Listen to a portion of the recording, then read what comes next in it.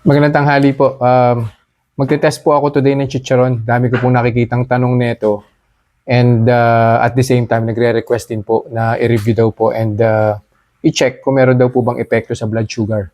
Though, ang ina-expect ko po, no, wala naman po sigurong epekto sa blood sugar to kasi wala naman pong carbohydrates to dahil karni po ito na ginawang chicharon. Pero yeah, sige po, subukan po natin.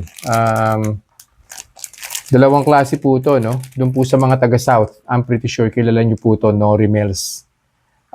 Dito lang po ito sa may Binyan, Laguna. Isa pong puro balat, ito. Tapos ito po, liam po yung tawag nila. So meron po itong balat, taba, at saka laman. Ayan. Kaya liam po yung tawag. Mas mabigat po siya kaysa po dito. So ito po unahin ko. Puro balat lang po ito. Kumuha na po ako ng baseline. 110 po. RBS po yan. Kainin ko po tapos babalik po ako after probably 1 hour lang and we'll see kung pagagalawin po ba niya yung blood sugar ko.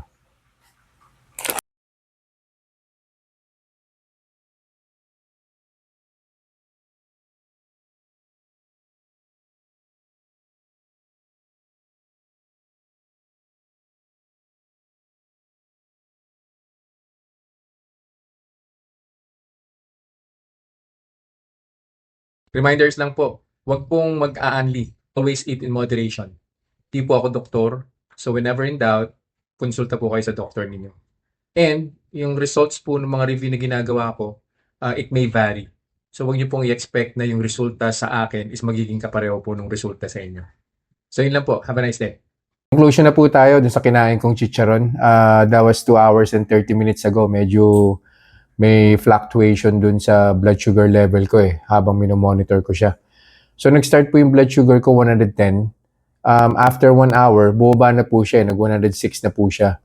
And then on the second hour, bumalik po siya ulit Umangat po siya ulit. Nag-115.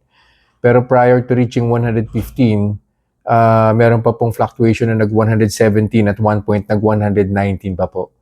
And then 2 hours and 30 minutes, nag-112 na po siya. And yung arrow po right after the reading, pababa na po. So soon, bababa na po yan. Probably in the next 5 or 10 minutes, magle-less than 110 na po yan. And eventually, magle-less than 100 na po yan. Yun po yung sinasabi ko Pagka yung mga pagkain, mga produkto na commercialized, hindi po natin alam kung ano pong ginamit na, like for example, in this case, yan pong chicharon na yan, hindi po natin alam kung ano pong ginamit na mantika sa pagde-deep fry. Yung preparation po dun sa balat, bago po siya pinrito, hindi po natin alam baka nahaluan ng starch or something. So, yun nga, kung nagkikrave po kayo sa chicharon, pwede naman po kayong gumawa sa bahay. Napakadali lang po niyan. I-YouTube nyo lang po. Ang dami pong paraan para makagawa ng chicharon. So, yun lang po for this review. I'll see you guys in the next vlog. Bye-bye.